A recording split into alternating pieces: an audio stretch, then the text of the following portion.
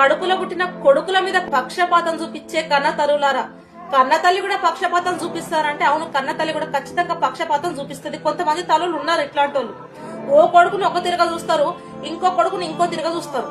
ఓ కొడుకు సంపాదిస్తూనే ఉండాలి, గొడ్డు చాకరీ చేస్తూనే ఉండాలి, తల్లిదండ్రులను చూసుకోవాలి, అప్పు సప్పు చూసుకోవాలి, ఇంటి బరువు బాధ్యత తీసుకోవాలి, అక్కాజీలు ఉంటే పెళ్లిళ్ళు చేయాలి, అన్నదమ్ములు ఉంటే చదువులు చూసుకోవాలి, వాళ్ళని సెటిల్ చేసే వరకు గొడ్డు చాకరీ చేస్తూనే ఉండాలి, గాడిదలాగా కష్టపడుతూనే ఉండాలి.